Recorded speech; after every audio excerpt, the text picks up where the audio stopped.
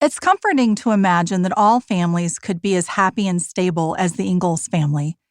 They seem to get along peachy as pie.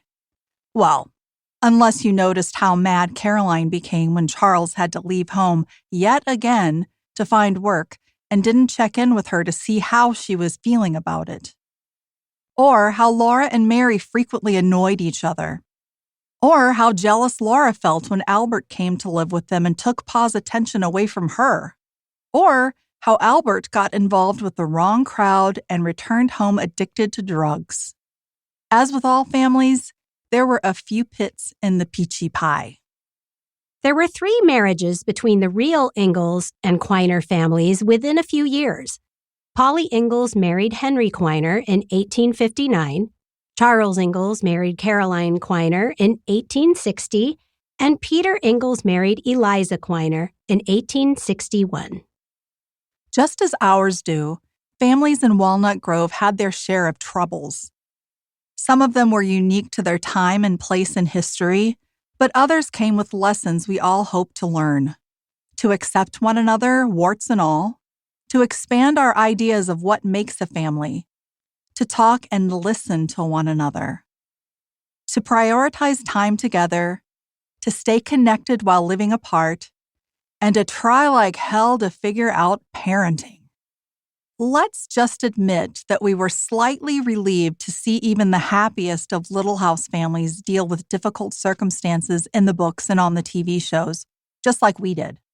And like us, they didn't always handle things perfectly, even in the sugar-coated world of fiction. Still, we can learn a thing or two from our favorite frontier families.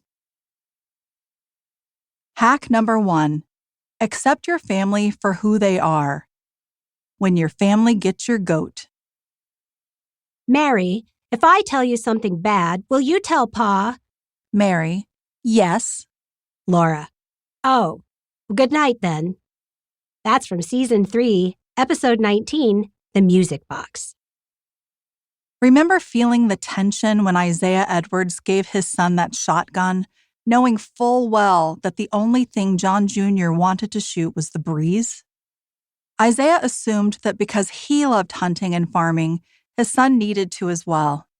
John Jr. was a prolific reader and writer, and we eventually learned that Isaiah couldn't read at all.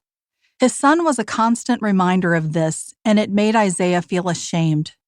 It took a darn bear to maul some sense into Isaiah, but luckily, he came around. In another episode, Nels Olson was mortified when his estranged sister showed up in town as the fat lady of the traveling circus. He'd always been ashamed of her, but after growing and maturing, he'd become more ashamed of himself and the way he was still treating her. Nell's embarrassment reflected his self-esteem, not hers. And until he realized his mistake, Nels was more worried about himself being the victim of bullying and teasing than his sister.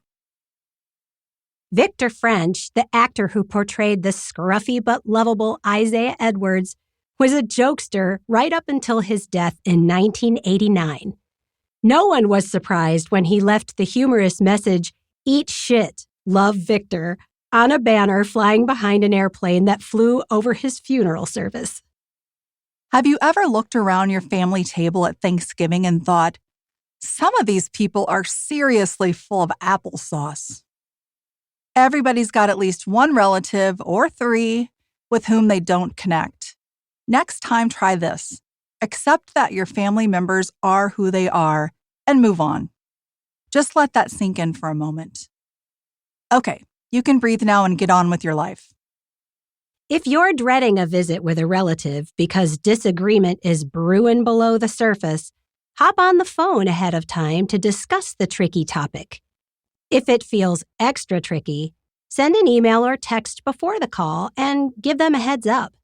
This proactive conversation may keep resentments from further accumulating and blowing up during your upcoming time together, which could also affect other family and friends during the visit.